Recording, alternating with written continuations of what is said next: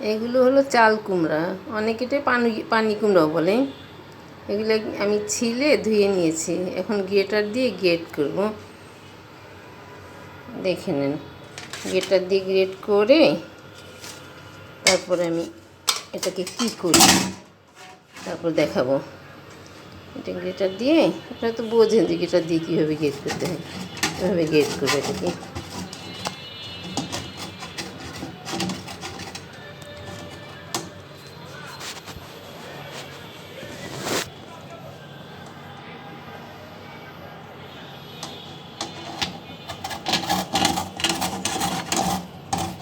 Great করা হোক, তারপর আবার দেখাচ্ছি কীভাবে আমি রান্না করি।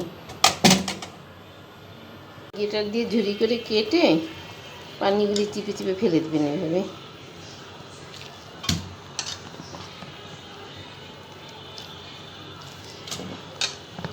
চাল কুমড়োর পানিটা নেওয়া যাবে না।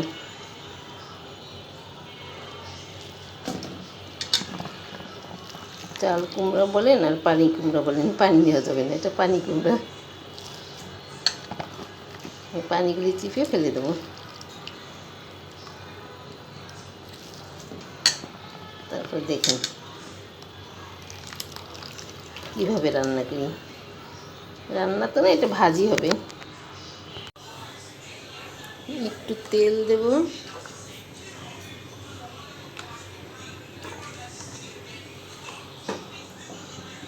এর মধ্যে 3-4টা শুকনো মরিচ দিয়ে দেবো, কেটে এভাবে দিয়ে দেবো।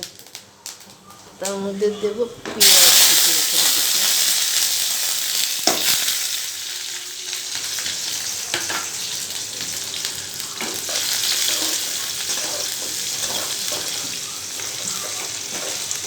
এভাবে একটু ভেজে নিয়ে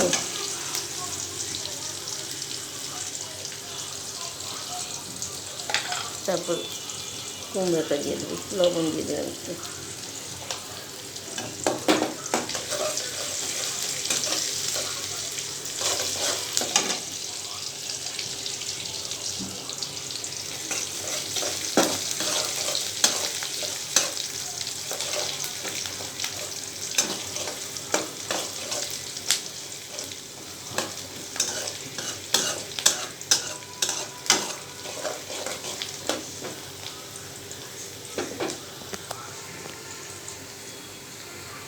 এর মধ্যে দিয়ে দিলাম কুমড়োটা, সাথে একটু হলুদের গুঁড়ো, সামান্য একটু হলুদের গুঁড়ো, কালারের জন্য। দিতে পারেন, নাও দিতে পারেন। এখন এভাবে নেড়ে চেড়ে একদম ধীরে ধীরে করে দিতে দেবো।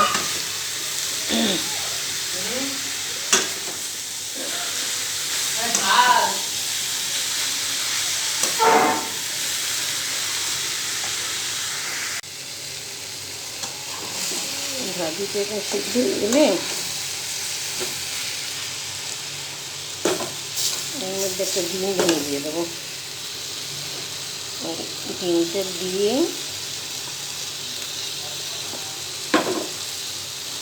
সহজভাবে রান্না করছি। দেখেন, এই যে বললাম না 5 মিশালি মানেই সহজ কাজ, 5 মিশালি বাষট্টি মানেই সহজ কাজ।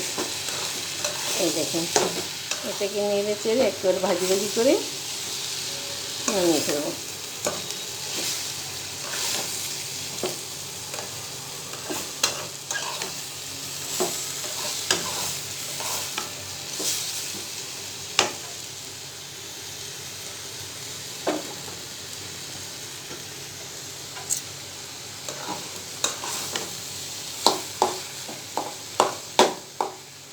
দেখেন,